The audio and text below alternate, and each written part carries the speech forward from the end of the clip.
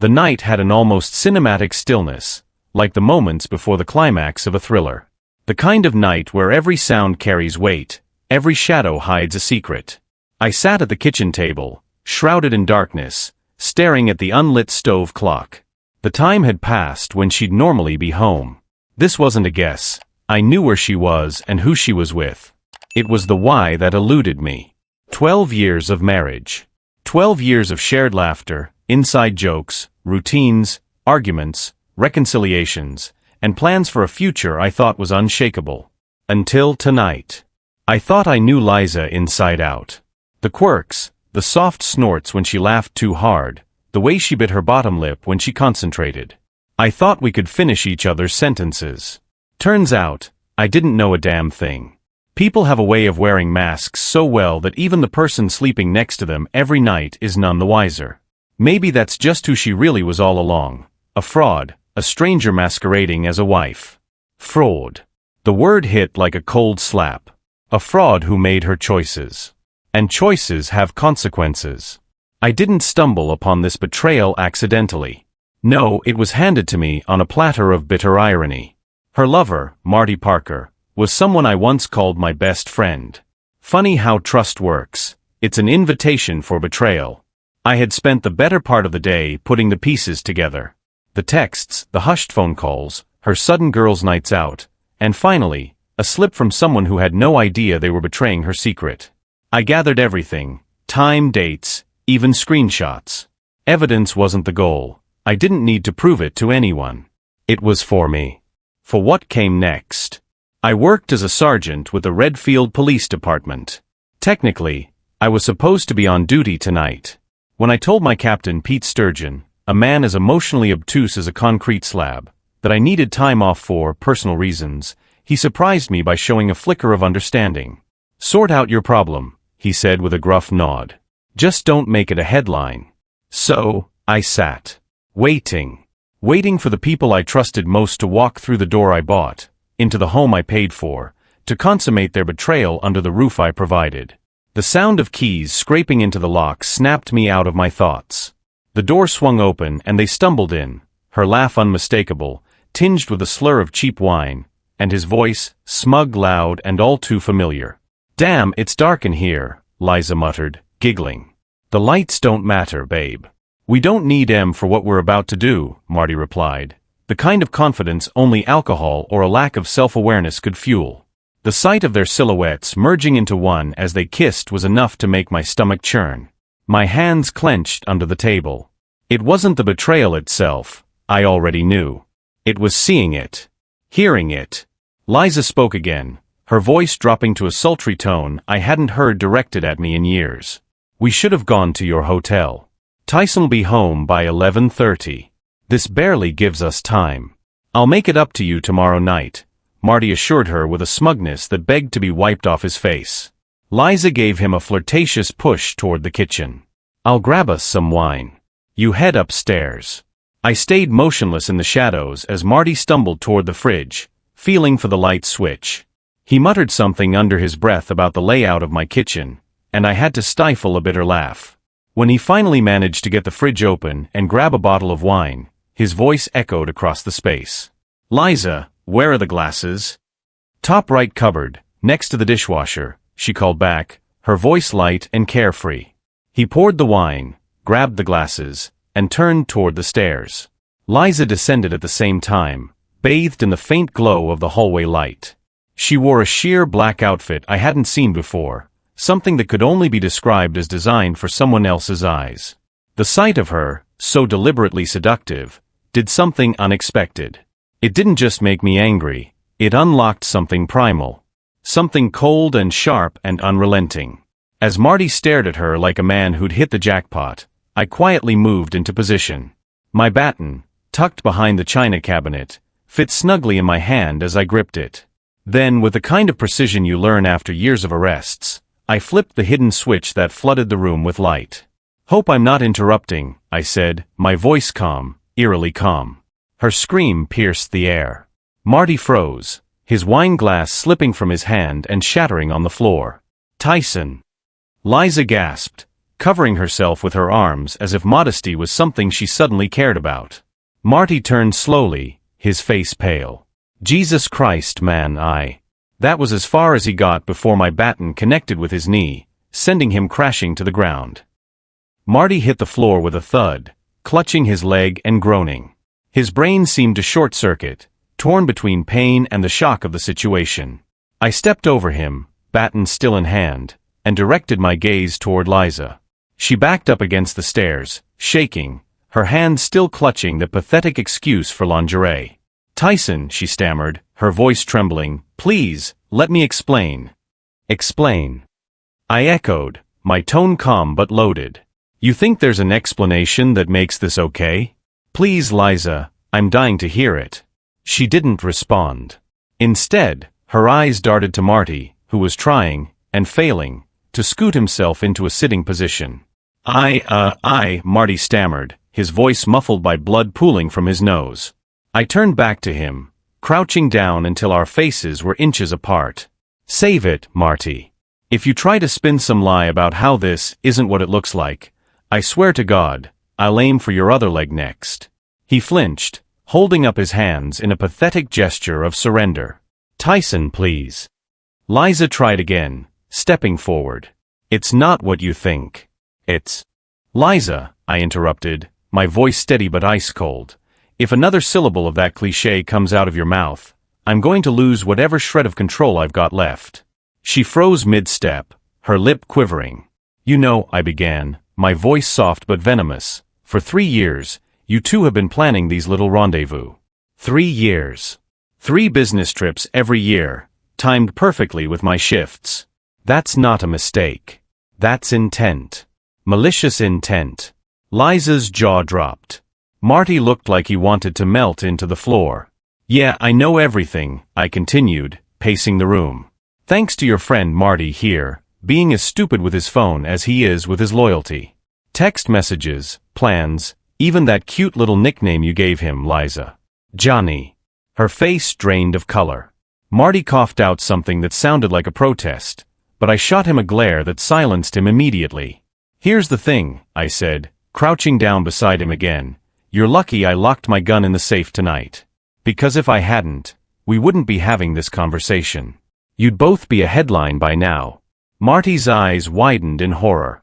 "Tyson, come on, man, Before he could finish, I slammed my baton onto the floor next to his head, making him flinch violently. "You what?" I snarled. "You didn't mean for this to happen? You were caught up in the moment? Save it for someone who gives a damn." "I don't." "Tyson, stop." Liza cried out.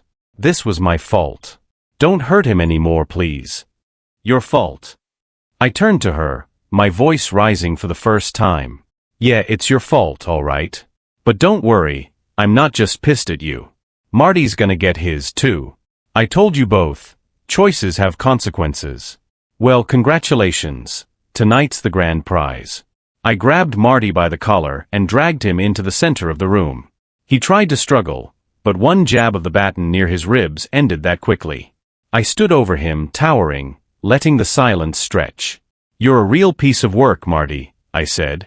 "You thought you could slink into my town, screw my wife, and then go home to Marcia like nothing happened? Did you think I wouldn't find out? That I wouldn't do something about it?" Marty tried to speak, but his words were garbled through the blood and swelling. "And you," I turned to Liza, who was sobbing on the stairs, "you thought this would just, what? Stay hidden forever? That I'd never put 2 and 2 together? God, you didn't just betray me, you insulted me. Do you know how humiliating that is?" "Tyson, please," she sobbed. "I'm sorry. I'm so sorry." "Sorry," I repeated, laughing darkly. "Sorry doesn't cut it. Sorry doesn't erase the texts, the lies, or the fact that you told him," I pointed at Marty, "that you'd never do for me what you'd gladly do for him. Hell, you were practically giddy about it." Her sobs grew louder, but I didn't stop. "Do you know what's worse than betrayal?" I asked, locking eyes with her. "It's realizing that your entire marriage, the life you built together, wasn't even real. Because you can't betray someone you actually care about." I turned back to Marty, crouching down again. "And you," I hissed, "if you so much as think about contacting Liza, or trying to spin this around like you're the victim, I'll make you wish I'd finished the job tonight. Do you understand me?" He nodded weakly, tears streaming down his swollen face. "Good," I said, standing. "Now get the hell out of my house." Marty scrambled to his feet, or at least attempted to. His knee buckled, and he had to prop himself against the wall for support, his face a mess of blood and swelling. He cast one last desperate glance at Liza, who was still sobbing on the stairs. I could see the flicker of a plea in his eyes, like he expected her to somehow intervene, to protect him from the storm I'd unleashed. She didn't move. "Out," I snapped, jerking my head toward the door. He limped toward the exit, leaving a trail of blood on the carpet. As his hand gripped the doorknob, he hesitated. "You know," he croaked, "I could press charges." "Assault is assault, Tyson." I couldn't help but laugh, a dark, humorless sound. "Go ahead, Marty. Call the cops. I'll make sure every single officer in this town, and probably half the state, knows why you got your face rearranged. And you know what else? Your wife, Marcia, will get an anonymous package with every text you and Liza ever sent. Hell, I'll hand-deliver it myself. Do you really want to play this game?" His hand dropped from the doorknob. He shook his head slowly, muttering something under his breath as he hobbled out to his car. The engine roared to life, and moments later, he was gone. The house fell silent, save for Liza's muffled sobs. I turned to her, the baton still dangling from my hand. She flinched as I approached, her body instinctively curling in on itself. "Get upstairs," I said, my voice cold and measured. "Take off that trash you're wearing and go to bed. I don't want to see you for the rest of the night." She hesitated, her lips trembling. "Tyson, I didn't let her finish. Go. Now." She scrambled to her feet and bolted up the stairs, her sobs echoing through the house. For a moment I just stood there, staring at the mess left behind, shattered glass, a blood-stained carpet, and the lingering stench of betrayal. But I wasn't done. Not by a long shot. The next day, I made a few calls. First to Marcia, Marty's wife. She answered on the second ring, her voice bright and unsuspecting. "Tyson. Hi. How's Liza? Is everything okay?" "Not exactly," I said, my tone neutral. "I think we need to talk." There was a pause, the kind of silence that comes when someone's instincts tell them bad news is coming. "What's wrong?" she asked cautiously. "I'm just going to say it outright," I said. "Your husband and my wife have been having an affair. For 3 years." The line went silent. For a moment, I thought she'd hung up. Then, her voice came through, barely above a whisper. "You're serious?" "As a heart attack," I replied. "I've got proof, texts, dates, everything. I thought you deserved to know." I could hear her sharp intake of breath, followed by the faintest sound of a sob she was trying to stifle. I don't even know what to say." "How long have you known?" "Long enough to have planned my next steps," I said. "I'm sending you everything I have. You can decide what to do with it." She thanked me through her tears, her voice shaky but resolute. I told her that I wanted to play the long game so that they would get as many consequences as possible, and she agreed. Over the next week, I set the wheels in motion. I wasn't just going to let this slide with a confrontation and a few bruises. No, they needed to feel the full weight of their choices. For Liza, the terms were clear. She scheduled a full STD panel. Call me paranoid, but I wasn't taking any chances with Marty's business trip extracurriculars. She was barred from seeing or communicating with Marty in any form. And I meant any form. She was going to help me rebuild my life in the most ironic way possible, by arranging dates for me. I had no intention of actually seeing these women, but the psychological toll it took on her to facilitate it was enough. At first, she resisted, cried, pleaded, tried to paint me as cruel and vindictive. But when I calmly reminded her that I could share every explicit detail of her affair with her family, friends, and anyone who'd listen, she reluctantly agreed. Meanwhile, Marty wasn't off the hook. Thanks to a little help from Marcia, I got access to his travel schedule. Every time he went on a business trip, I made it my mission to drop in. The first time, He was staying in a budget hotel in Nebraska. I caught him coming back from dinner, alone but visibly buzzed. He didn't recognize me in the ski mask and hoodie until I had him pinned against the wall. 3 strikes, knee to the groin, elbow to the gut, and a well-placed punch to the cheekbone. Then I found his car in the motel parking lot and slashed 2 tires. Not all 4, I didn't want his insurance to cover it. He never filed a police report. The pattern repeated itself over the next several months. A quick beatdown here, a bruised ego there. Marty was a man who thrived on bravado, but by the time I was done with him, he was a shell of his former self. Every time I made sure to remind him, "You'll never know when I'm going to show up. You never know where. But I will be there. And I will make you pay for every betrayal." A year to the day since that night, I sat in my recliner, waiting for Liza to get home from the grocery store. The house was eerily quiet, save for the faint hum of the refrigerator. I'd swapped to the day shift at work, a move that gave me more time at home. She hated it, of course. Hated the lack of privacy, hated how her life revolved around my rules. But she never dared to complain outright. Not anymore. The front door creaked open, and Liza walked in, carrying a couple of bags. She set them on the counter and started putting things away, making light conversation about how busy the store had been and how the cashier forgot to double-bag the milk. Her voice had that strained cheerfulness people use when they're trying to pretend everything's fine. When she finished, I called her into the living room. "Sit," I said, gesturing to the couch opposite me.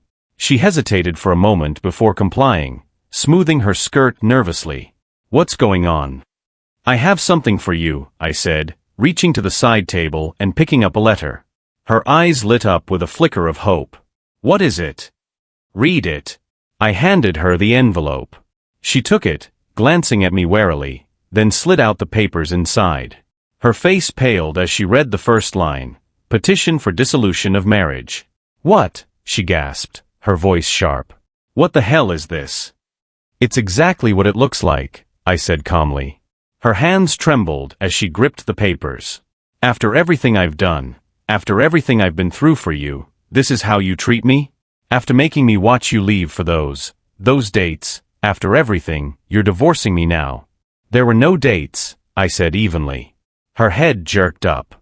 "What?" "The women didn't exist, Liza. I made them up. Every profile, every message. You wrote them, sure, but they were fake. A complete fabrication." She looked at me like I'd slapped her. "Why? Why would you do that?" "To see if you'd follow through," I said simply. "And you did. You lined up fake women for me like you were managing a dating agency. All because you thought it might save our marriage." Tears welled in her eyes, and her voice cracked. "But I did what you wanted. I did everything. I thought we were rebuilding trust." "Rebuilding trust?" I leaned forward, my voice calm but cutting. "Liza, you kept a secret phone hidden in the closet, charging it in a socket buried under your shoeboxes. A phone with only one contact, Marty." Her face crumpled. "Tyson, I only kept it because I was afraid you'd hurt him again. I wasn't talking to him." "Don't," I snapped, cutting her off. "Don't lie to me. I checked that phone. I know you weren't just keeping it, just in case. You've been in contact with him. Quietly. Subtly. But enough. You couldn't help yourself." She broke into sobs, clutching the divorce papers to her chest. "Please, Tyson," she begged. "I'm sorry. I'll stop. I'll do whatever it takes, anything. Just give me another chance." I leaned back in my chair, studying her. "No, Liza. We're done. This house is mine. I paid for it, and your part-time librarian job isn't enough to cover the mortgage. You'll get half the equity, your car, and your personal savings. That's it." "This isn't fair," she screamed. "I deserve more than that after 12 years of marriage." "No, you deserve far less," I said flatly. "But I'm feeling generous. I'll fight you in court," she threatened, tears streaming down her face. "Then you lose," I said, my voice darkening. "Because if you fight me, I'll make sure every one of your friends, family, and coworkers knows exactly what you did. I'll hand out the texts, the photos, the timelines. I'll drag you into the mud so deep, you'll never climb out. Do you understand me? She stared at me, her lips trembling, the fire in her eyes extinguished. A car horn honked from outside. Your sister's here to pick you up, I said, gesturing toward the door. Take what you need for a few days. You can come back later for the rest of your stuff when I'm at work. Tyson, she whispered, her voice cracking. Get up, Liza, I said, standing. And get out. I watched from the doorway as she loaded her things into her sister Emily's car. Emily gave me a look, a mixture of pity and relief, as she helped Liza pack the last of her belongings. 30 minutes later, the car disappeared down the street. I stood in the empty house, the silence almost deafening. For the first time in over a year, I felt something I hadn't in a long time: peace. Liza and Marty had ruined 2 marriages, but they wouldn't ruin me. It was time to start over. Time to find the life I deserved. The days after Liza left were eerily quiet. For years, the house had been filled with the background noise of a shared life: TV chatter, her humming while cooking, the occasional argument over who forgot to take out the trash. Now, it was just me and the hum of the fridge. And I liked it that way. I took a week off work to clear my head and sort through the aftermath. Splitting up our shared belongings wasn't as complicated as I'd expected. Liza hadn't fought me on the divorce terms. Not seriously, anyway. A quiet, defeated resignation had settled over her, like she knew she'd already lost the war before it even began. She moved in with her sister, Emily, who, God bless her, kept her family at bay. Emily was the only person I'd told about the affair initially, and to her credit, she'd kept it quiet. Now she was dealing with Liza's mess, giving me the space I needed to rebuild. In the following weeks, I made some changes. The guest bedroom, where I'd been sleeping for over a year, became my sanctuary. I swapped out the old, mismatched furniture for clean, modern pieces and replaced the faded curtains with something that let in more light. The master bedroom? I gutted it. Stripped the sheets, donated the mattress, and repainted the walls a deep navy blue. The bed Marty had claimed as his conquest was gone. It wasn't just about removing the reminders, it was about reclaiming my space. Therapy helped too. Those dates I pretended to go on? In fact, it was sessions with a therapist who helped me untangle the anger and the consequences of the betrayal that had taken root in my chest. Revenge feels good, doesn't it? My therapist, Karen, said during one session. Yeah, I admitted. It does. But it's not enough. That's because revenge only settles the score, she replied. It doesn't build a new foundation. That's your next step, figuring out what you want your life to look like now. What I wanted was simple, a clean slate. I reached out to old friends, reconnecting with people I'd neglected during my marriage. Turns out, some of them had noticed things I hadn't. Liza's increasing distance, her excuses, the way she seemed more interested in her phone than in conversations. You were blind, man, one of my friends said over drinks. But don't beat yourself up. Love does that to people. Love. That word felt foreign to me now. But I wasn't bitter about it. Not anymore. One evening, a package arrived for me. It was from Marcia. Inside was a letter and a stack of divorce papers. Thank you, her letter began, for telling me the truth, even though it hurt. Marty and I are officially done, and I've moved out with the kids. It wasn't easy, but it was the right thing to do. I hope you're finding your way forward too. At the bottom, she'd written her new address and phone number, followed by, if you ever want to talk, I'm here. I stared at the letter for a long time, running my fingers over the ink. Now, my life looked completely different. Eventually I sold the house, not because I couldn't bear to stay, but because I realized I didn't need all that space. I moved into a smaller place closer to work, something manageable but cozy.